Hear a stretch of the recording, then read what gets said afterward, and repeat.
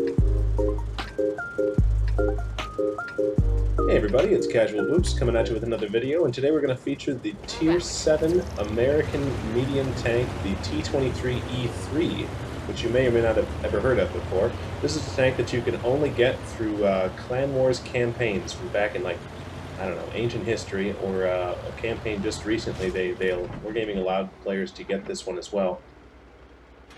And it's what is it? It's a Tier 7. It's a medium tank. It plays very similarly to a Comet, except the Comet gets some things better and some things worse. And the Comet sees Tier 9s, obviously. This tank gets preferential matchmaking, so it never sees Tier 9s. That's one of the big things about it. It gets a similar style gun to like an E25. And you're going to have to excuse the premium spam here. I'm trying to 3-mark this thing, so I've got the full try-hard setup. But it really just plays like a machine gun. You know, it's if you get the opportunity to use the DPM of this thing, it doesn't have a whole lot of alpha, but it really does racks up the damage pretty quick. So.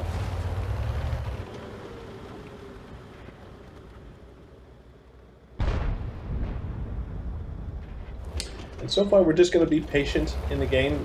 Siegfried Line is a game of who pushes first, and I commonly see tank destroyers sitting in this bush over here, so I was just going to try to blind fire the bush and see what I could see. And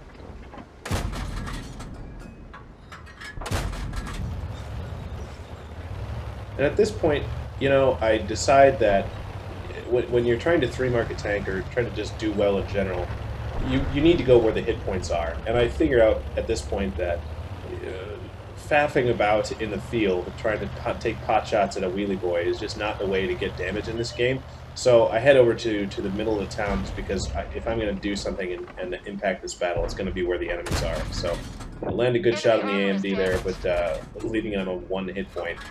But what do you do? RNG giveth and RNG taketh away. Oh well. We're going to stay pretty low on this ridge here to stay dark, because I don't want to attract any attention from anyone that you know, before I choose.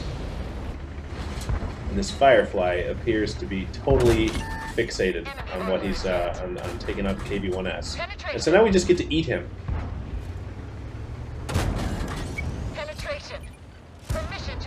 And we found an SU-152 with a stock gun that's shooting HE. And I know those have a long reload, so I knew I could get 1 shot in, but I didn't know if I could get 2 shots in.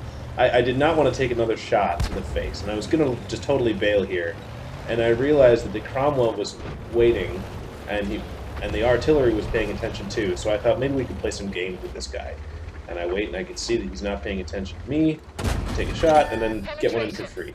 And I'm expecting artillery to hit me anytime here, so I'm going to stay back, go dark again, give it about 10 seconds, and let's try to see if we can do this again. He's and he's looking right at us, but he misses his shot.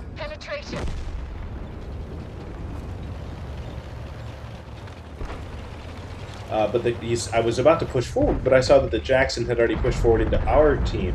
So I knew at this point we need to lock this down. We don't have good positioning in the game right now, and so it's time to just start cleaning things up.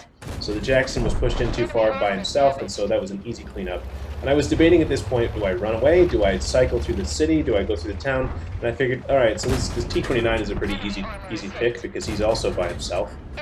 And so we'll just mow him down with our machine gun.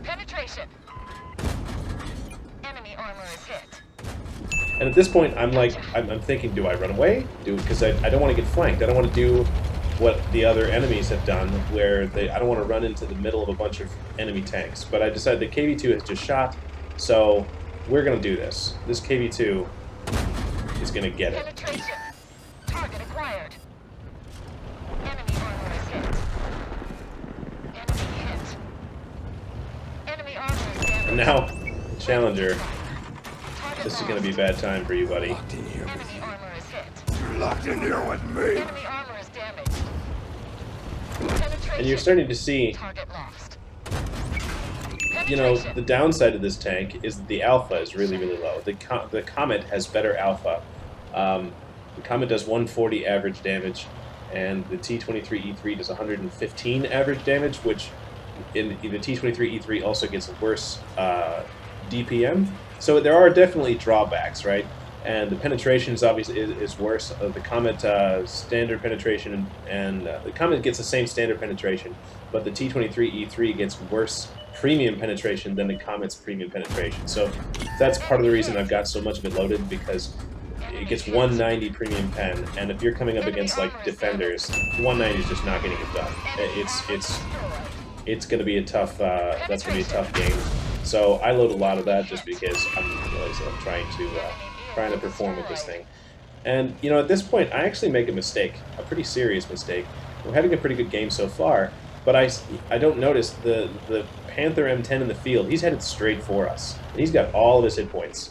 So I only have about 300 hit points of my own, so it's cool to get these. Well, let's see if we can sneak one in here. This is neat, you know, the damage farm from downtown. This is great, but that Panther M10 is coming straight for us, and I was like, oh god, here he is. This is bad. I get ammo racked, and let's see if we can get another shot in. Ammo racked again. This is awesome. And you know, we die for that.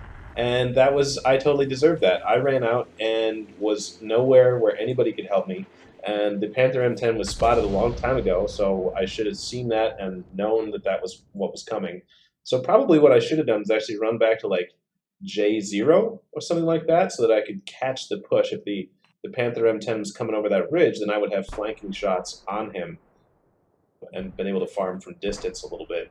But instead I ran up and kind of gave it to him. But anyways, we pick up the win. So at the end of the game here, we got 3,948 damage, 5 kills, and almost no spotting, with an ace tanker, Pascucci's a high caliber, and a Confederate. So that ends up with 1,454 base XP, and this game costs a lot of credits. Unfortunately, you know, I know a lot of people don't like the premium spam, but this matchup was favorable for us because we just saw 7s and 6s, but you know, this thing does C tier 8s, which means defenders, VK 101Ps, and all of that kind of stuff. And so you really just have to prepare for the worst. So I carry a lot of APCR. Yeah, so that's the game, and thanks for watching, everyone, and we'll see you on the next one. Thanks. Bye.